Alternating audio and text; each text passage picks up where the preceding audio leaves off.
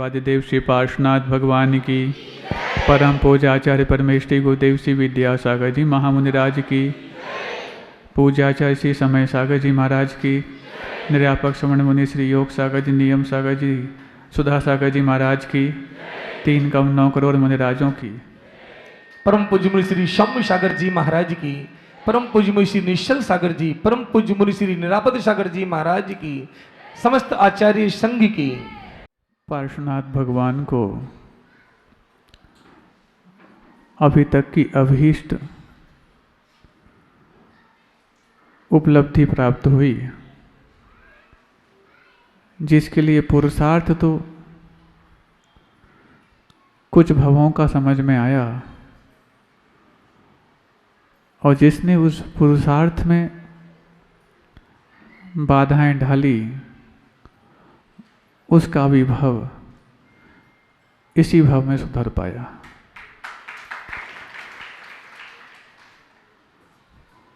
भाव किसके लिए भी बिगाड़े जाएं, भाव तो अपना ही बिगड़ता है। आप लोग सुन रहे हैं? भाव किसी के लिए भी बिगाड़े जाएं, भाव तो अपना ही बिगड़ता है। लेकिन एक जीव ऐसा भी जिसने 10 भाव तक भाव बिगाड़े, 10 भाव तक उसके भाव बिगड़े, लेकिन अंत में ऐसा बिगाड़ किया कि कर्मों को बिगाड़ने के लिए ही कारण बन गया। बहुत कठिन होता है। ये तो महापुरुषों के साथ संपर्क में आने का ही परिणाम होता है कि जिनकी मित्रता तो फायदेमंद होती ही है, कई बार शत्रुता भी फायदेमंद हो जाती है।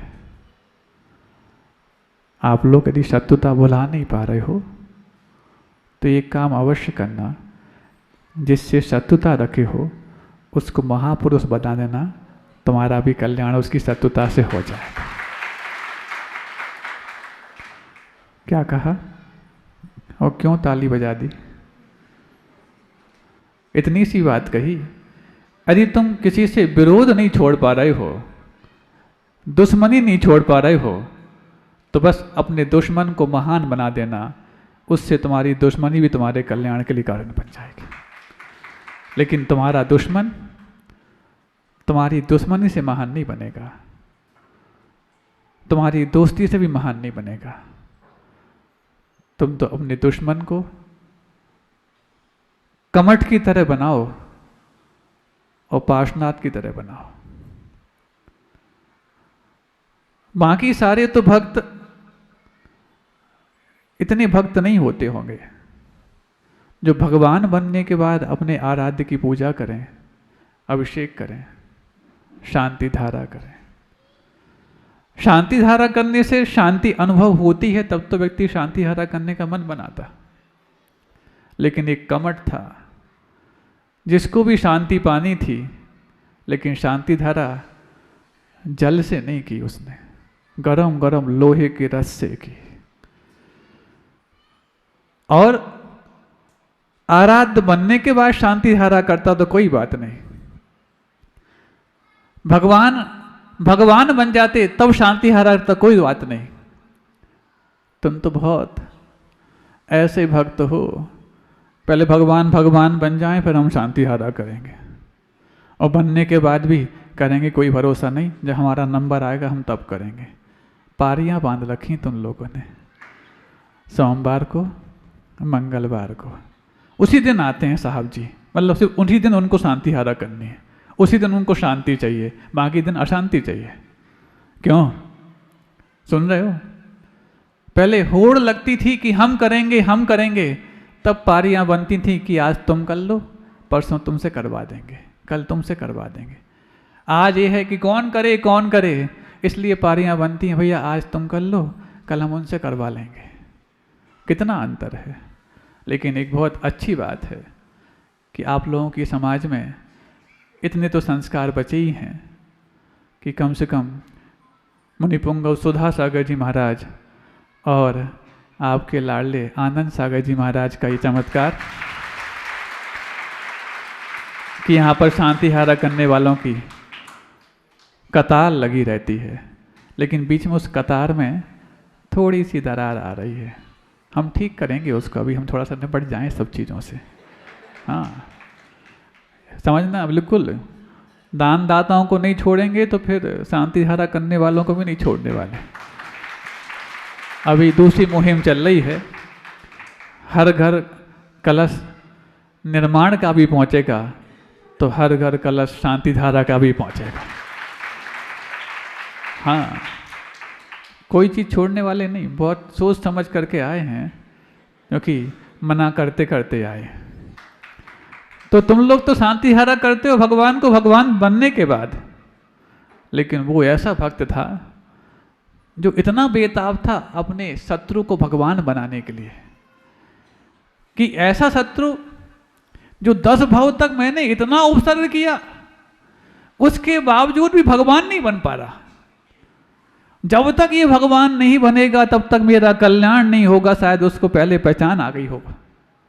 इसी कारण से तो लगातार एक के बाद एक इतना विरोध, इतना विरोध, इतना द्वेष, इतनी दुश्मनी कि 10वें भाव तो उसने ऐसा ठान लिया। मैं तो सोच रहा था कि ये भगवान जल्दी बन जाएं ताकि जल से अभिषेक करूं, लेकिन अब तो इनको भगवान बनाने के लिए गरम गरम लोहे के रस से अभिषेक करना पड़ेगा, ताकि जब ये भगवान बन जाएं तो इनके चरणों में बैठ करके मेरी शांति धारा, शांति का अनुभव करने के लिए कारण बन जाए। अद्भुत है कमठ।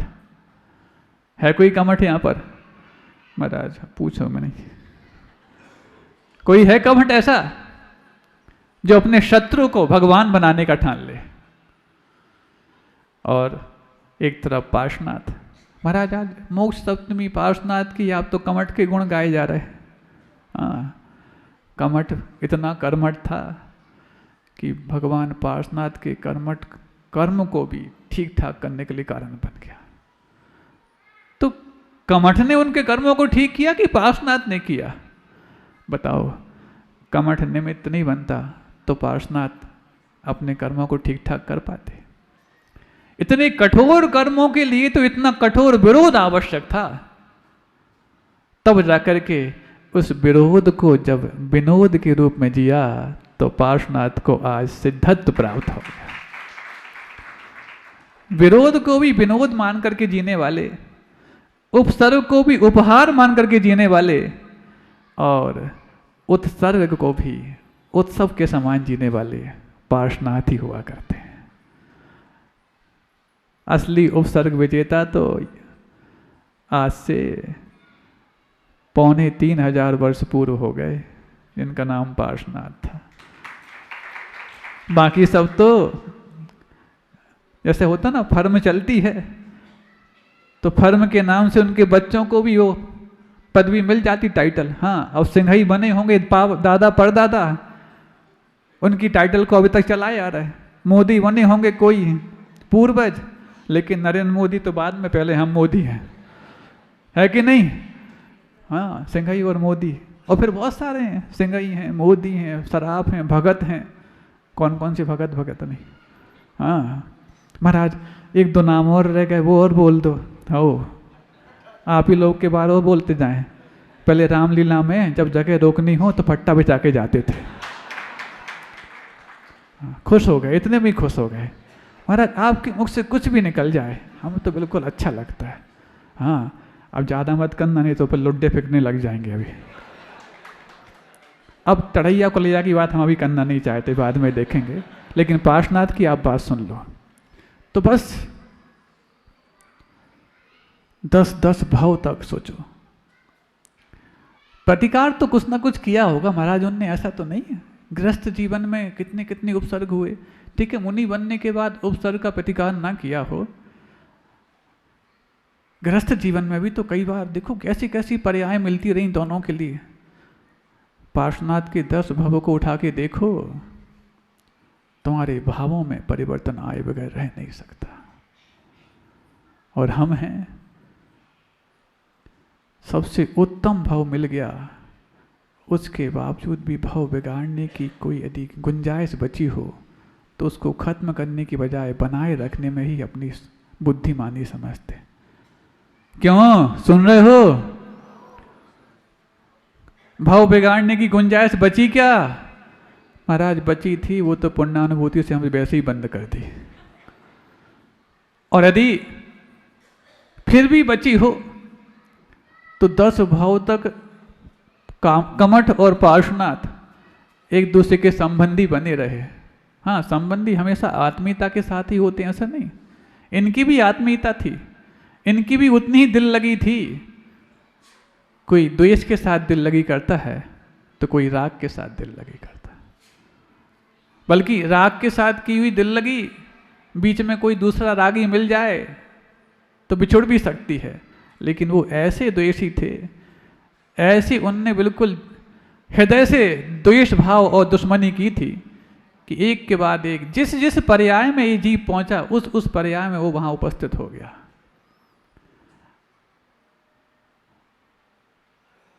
महान लोग होते ही ऐसे हैं जिनके चरणों में हम अपनी तुच्छता को समर्पित करते हैं, बदले में वो अपनी महानता ही हमारे ऊपर उड़ेल देते हैं।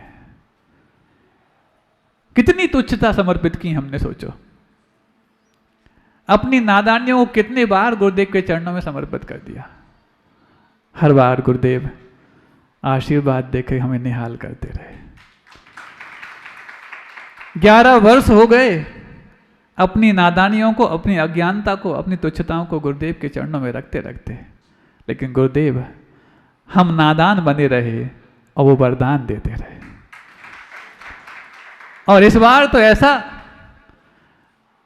अभी तक वरदान तुम्हारी की हुई रिपोर्ट को देख करके और सुन करके वो करते थे, इस बार तो साक्षात ऊपर से ऐसा वरदान कि जिस दान की मुंगौली वालों ने कभी कल्पना नहीं की। तुम्हें लगता है तुम दान दे रहे हो? मुगालते में हो। पहले ही दिन कहा था मंदिर भी वही बनाएंगे और तुम्हारा धन भी वही निकालेंगे। बस तुम्हें तो निमित्त बनना है, तुम्हें तो अवसर दिया है उस गोवर्धन में अपनी लाठियों को लगाने का। गोवर्धन उठाने के लिए कहीं तुम्हारे लिए ये बाद में पश्चाताप ना हो कि हम तो उसमें कुछ पुरुषार्थ ना कर पाए, इसलिए तुम्हारी लाठियों को वहाँ लगाने के लिए मौका दिया गया, अवसर दिया गया। बताओ, जिन जिन ने भी अपनी लाठियाँ उस गोवर्धन में लगा रखी हैं, क्या उनको लग रहा है कि पूरा गोवर्धन का भार उनके हाथ में आ गया, उनके कंधों पर आ गया? भार तो नहीं आया कि कितना भारी है वो भोजनालय बनाना, लेकिन आभार अवश्य आ गया, कम से कम उसमें हम लाठी लगा तो पाए। शुरू में बहुत बोझा लेकर के आते, पता नहीं कैसे होगा, और बाद में जाके अगले दिन कह जाते महाराज अब तो नींद बहुत अच्छी आने लग गई। अरे तो 20 दिन से नींद भगा क्यों रहे थे? 20 दिन से नींद डामाडोल क्यों कर रहे थे? महाराज पता नहीं, लोग, हम सोचते थे अब इतने लोग दे रहे हैं हो ही जाएगा, लेकिन जब इस तरफ वाले ने भी दे दिया, इस तरफ वाले ने भी दे दिया, आगे वाले ने भी दे दिया, पीछे वाले ने दे दिया, फिर तो हमें भी लगा कि अब तो नींद तभी आएगी जब हम भी दे दें। क्यों? सुन रहे हो लिखा पढ़ी करने वालों? समझ में आ रही है? सबने फिर कल आ गए, हाँ, पंचायत के महाराज अभी तक तो हम दूसरों के लिए जो दे रहे थे उनका भार संभालने के लिए सहयोग दे रहे थे, अब थोड़ा सा हल्का हुआ है तो भर करके पहले ही आ गए। हमने क्या ले आए? महाराज ये संकल्प पत्र है। तो हमने कहा कमेटी को दे आओ। कमेटी के पास ही देना होता तो आपके पास क्यों आते? हमने कहा आप तो स्वयं कमेटी में हैं। महाराज अधूरा संकल्प पत्र है, अब क्या रह गया इसमें? मुख्य चीज़ तो रह ही गई। क्या रह गई? दिखाया उनने। हमने कहा क्या है ये?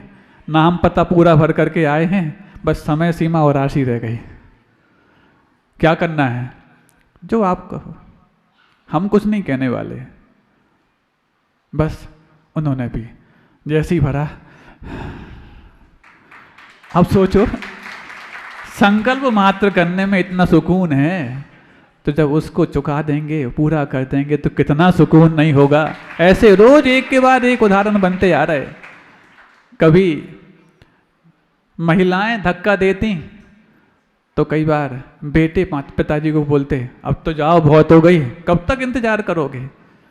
कुछ लोग सोचते हैं डायरेक्ट जब महाराज बुलाएं तब हम आएंगे, वो गालते मत है ना, कहीं ऐसा ना हो महाराज बाद में कहने लग जाए बहुत हो गया, अब नहीं है आवश्यक। उस समय समझ में आएगा कि हम कितनी देर हो गए। सुन रहे हो? पीछे बैठे वालों भी सुनो और सामने बैठे वालों भी सुनो। महाराज किसको देख रहे हैं आप? सबको लग रहा है सबको देख रहे हैं। आप जिनको देख रहे हैं वो समझ जाए किसको देख रहे हैं। महाराज कई लोग हमारी आंखों को देखते रहते हैं, महाराज किसकी ओर क्या देख कर क्यों बोल रहे हैं, और फिर पड़ोसी को देख, क्या तुम्हें देख रहे का? अरे इतना दिमाग तुम पड़ोसी को देखने में लगाते, इतना खुद को देख के लगा दो ना कि हमसे कुछ हुआ है तो महाराज हमें नहीं देख रहे हैं, और नहीं हुआ है तो जरूर देख रहे हैं। महाराज बात तो सही है, लेकिन वो कमठ, हाँ पार्श्वनाथ का कमठ तो फिर भी 10 भाव में शांत हो गया। तुम्हारा भीता बैठा जो कमठ है वो कब शांत होगा? जब शांत होगा तभी तुम्हारे लिए शांति धारा, जो अभी तक करते तो आए हैं लेकिन अनुभूत नहीं हुई। अब सोचो कैसी व्यवस्था बन गई। पहले जब बोलियां लगती थीं तो इकट्ठी 10-5 लोगों की टीम जाती थी घर घर। हाँ पहले उनके नाम लिखने के आए, अब नाम लिख गए तो उसके बाद टीम जाती थी घर घर वसूली के लिए, और जैसे ही वसूली करने जाओ जिसकी करने जा रहे उसको सूली सी लगती थी कि जो वसूली करने आए कि सूली पे चढ़ाने आए। अब देखो अपने आप सब व्यवस्थाएं बनी हैं, अब रोकना पड़ता है, भाई रुको बहुत हो गया, अब बाकी शाम को जिज्ञासा समाधान में कर लेना। पुण्यानुभूति अभी भी है और शाम को भी है। महाराज दोनों टाइम लाइव हो रही है। ये लाइव की बात मत करना, ये तो कैमरे की लाइव है। तुम लोग को तो लाइव गुरुदेव देख रहे हैं कि कौन है जो संकल्प को पूरा करने के लिए जी जान लगाने के लिए तैयार है। इसलिए अपने आप व्यवस्था बनी। पहले बुलाना पड़ता था, भाई कौन कौन है, कलश कौन कर रहा है। एक बार ऐसी व्यवस्था बन गई, आकर के इंतजार करते हैं। मान लो कई बार जब लगातार बहुत सारे लोग हैं, 10-5 लोग एक साथ आ गए अलग अलग, तो एक एक व्यक्ति को 5-7 मिनट देना पड़ता है, तो 1-1 घंटे तक बैठे रहते हैं। हम देख तो लेते हैं कि पीछे बैठे हैं, लेकिन ये सोचते रहते हैं इनको अपने धन के त्याग के प्रति कितना बहुमान और गौरव हो गया है। अभी तक तो इनका गौरव कमाने के प्रति था, अब जाकर के अतिशय चित्त के निर्माण में लगाने के प्रति गौरव है। यही तो गुरुदेव के आशीर्वाद का अतिशय है कि 1-1 घंटे बैठे रहते हैं। उनको देखने के बाद हमें मन में कई बार लगता है कि देखो दुकान अपना घर परिवार देख के बैठे हैं, इंतजार कर रहे हैं, बस जाकर के बस थोड़ा सा चर्चा हो जाए, क्या होता है। अद्भुत है गुरुदेव का आशीर्वाद, धन्य है। ऐसा नहीं है कि बात करते वक्त थोड़ा सा हम संजीदा नहीं होते, बाहर संजीदा होने से गड़बड़ ना हो जाए, लेकिन भीतर तो संजीदा बने रहते हैं। आप लोग के भाव जो इतने निर्मल हुए हैं, ये निर्मल भावों का ही परिणाम है कि एक के बाद एक सारी चीज़ें व्यवस्थित होती चली जा रही हैं। चाहे वो आर्किटेक्ट हों, चाहे वो सर्वेयर हों, चाहे वो ठेकेदार हों, प्रतीक्षा में बैठे हैं कब संकेत आए होकर हम इतना करना है। हाँ अभी तक तो आर्किटेक्ट और सर्वेयर आके अपना काम करके चले गए, ठेकेदार भी बोले पता लगाया, इन लोगों ने बताया ऐसा कि वो तो तैयार बैठा है, आप दो तो सही। अरे जिसके लिए इस मंदिर से जुड़ने में पूज्य गुरुदेव आचार्य विद्यासागर जी महाराज, आचार्य समय सागर जी महाराज का आशीर्वाद तो मिलेगा ही मिलेगा, और सानिध्य मुनि पुंगव सुधा सागर महाराज का भी मिलने वाला हो तो कौन पीछे हटेगा, वो तो तैयार ही बैठा है। बस आप भी तैयार हैं, वो भी तैयार है, और अब कर्मठ कर्म जो 11 वर्षों से बाधक बना था वो भी छूटने के लिए तैयार है। जब भगवान को भी स्वाधीनता मिल गई, किस्मत की बात है, पार्श्वनाथ को और भारत को अगस्त में ही स्वाधीनता मिली। जिन कारणों से आज तक हमारी वंचित है, जैसी वो कारण निरस्त होते हैं, वो वंचित व्यक्ति अर्चित बन जाता है, चर्चित बन जाता है, और सबके माध्यम से वो ऐसा अपने आप में उत्कर्ष को प्राप्त हो जाता है जो आज तक उसको उपलब्ध नहीं हुआ था। जिस आर्टिफिशियल इंटेलिजेंसी ने आज हमें फिर से बांधने का प्रयास कर लिया है। सुन रहे हैं आप लोग? आपके बच्चे स्वाधीन होने के लिए घर से बाहर गए हैं कि बंधन में बंधने के लिए घर से बाहर गए हैं? और बंधन में बंधने के लिए यदि, नौकरी के बंधन में बंधने के लिए यदि गए हैं, तो एक चीज़ समझ लीजिए, ये AI का ज़माना जब AGI और ASI में तब्दील होगा तो सिर्फ 3 ही जगहों पर उनके लिए रोज़गार मिल पाएंगे, बाकी सब जगहों से रोज़गार खत्म होने के कगार पर हैं। किन किन जगहों पर हैं पिछले 2-3 दिन पहले बता चुके हैं। Management, hospitality, education, judiciary, administration और भी कुछ विभाग हैं जहाँ से रोजगार खत्म होने की कगार पर हैं। कितने वर्षों में? बस 5-10 वर्षों की बात रह गई है। और यदि आपको अपने बच्चों को सिर्फ 5-10 वर्ष के लिए नौकरी करवानी हो तो इन क्षेत्रों में भेजें, और नहीं तो फिर अब कहाँ रह गया? या तो वापस उनके लिए उत्पादन अथवा व्यापार में लगाएं। नहीं है तो सिर्फ 2-3 सेक्टर हैं जहाँ पर रोजगार बचने की संभावना है। पिछले दिनों संकेत दिया था 3H के रूप में। 3H बताया था, कौन कौन से 3H? जिन चीज़ों में ऐसी सेवाएं दी जाती हैं जो हैंड से होती हैं, जो हार्ट से होती हैं और जो हेड से होती हैं। ये कौन से क्षेत्र है महाराज? आज ही बता दें, 10 बज गए महाराज। उस दिन भी आपने ऐसे ही कहा था 9:30 बज गए थे। आज तो 10 बजे इसलिए क्योंकि हमारे लिए मिला ही 9:40 पर है। 3H, ये 3H जहाँ पर इन 3 चीज़ों से सेवाएं दी जाती हैं, वहीं पर कुछ रोजगार सुरक्षित बचेंगे जिसमें मशीन मनुष्य को परास्त नहीं कर पाएगी। बाकी हर सेक्टर में, हर फील्ड में मशीन ने मनुष्य से स्थायी बढ़त हासिल कर ली है। तुम कितनी भी AI और एक IQ रखकर बैठे हो, मशीन का IQ आपसे बहुत आगे निकल चुका है, क्योंकि कालिदास बनकर के आप ही ने जिस शाखा पे बैठे थे उसको काटने का प्रयास किया है। सुन रहे हो? और धीरे धीरे जिन IT सेक्टर में आपके बच्चे R&D, रिसर्च एंड डेवलपमेंट करके प्रोग्रेस कर रहे हैं, वो अपनी ही नौकरी को खत्म करने की पूरी तैयारी कर रहे हैं। आप एक रोबोट तैयार करेंगे, रोबोट आप जैसे कई लोगों को फायर करने के लिए कारण बन जाएगा। पहले आपके टैलेंट को देख करके कंपनी हायर करती है और फिर आपके टैलेंट के अतिरिक्त से कंपनी आपको ही फायर कर देती है। हो रहा कि नहीं हो रहा? MNCs, मल्टीनेशनल कंपनी आए दिन अपने कर्मचारियों को कमती करते जा रहे हैं। और कम करें तो कोई बात नहीं, कुछ ऐसे कर्मचारी जिनके पास टैलेंट तो है, कंपनी उनको भगा तो नहीं सकती, लेकिन उनका पैकेज को कम करती जा रही है ताकि अपने आप मन मार के यहाँ से भाग जाएं।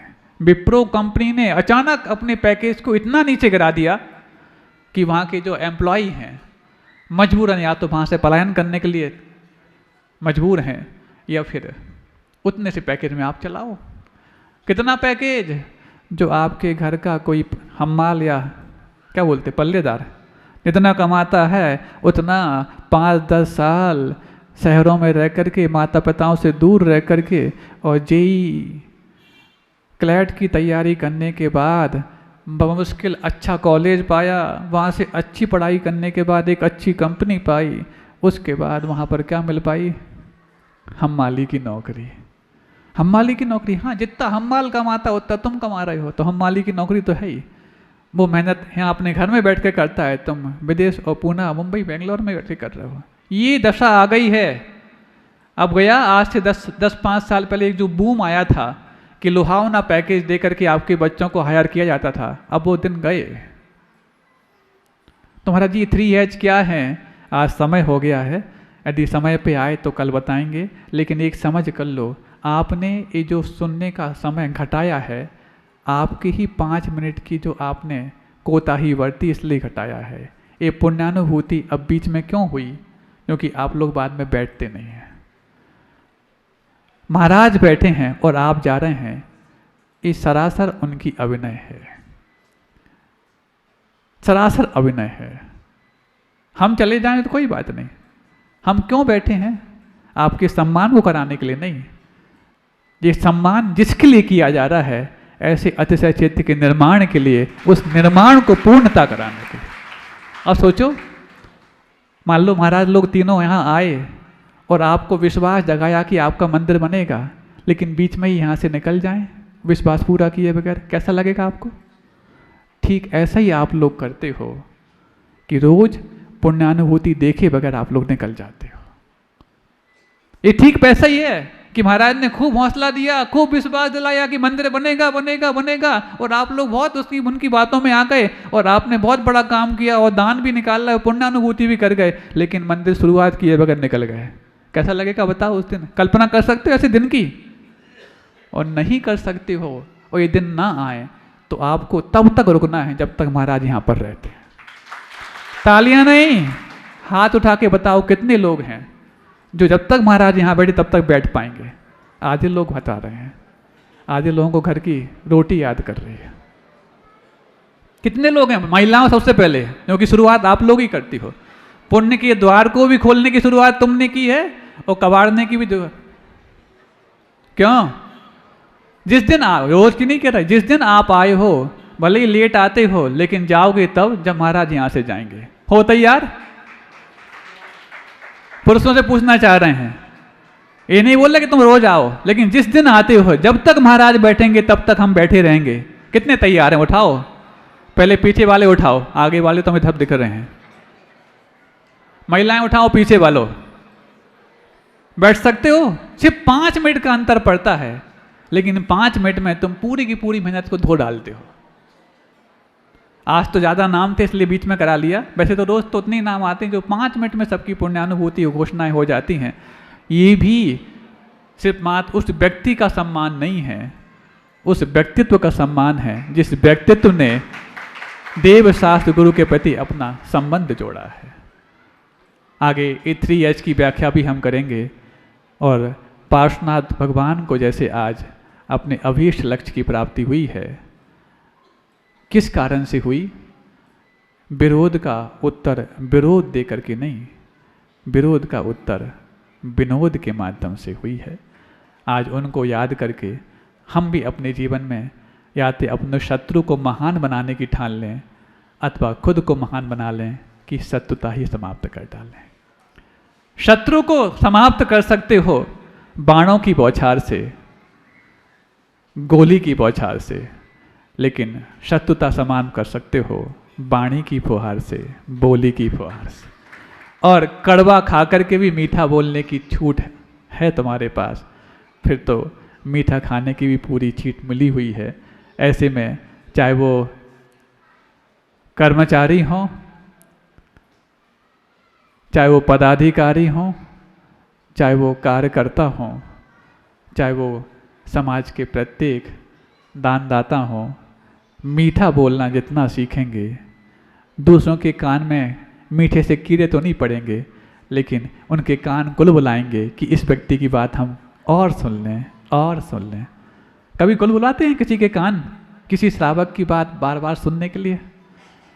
महाराज श्रावक की बात सुनने के लिए कान गुलगुलाते नहीं, लेकिन हाँ अब आपकी सुनना थी इसलिए सबकी हम पुण्यानुभूति देख भी गए, क्योंकि आपको सुने बगैर जा कैसे सकते हैं?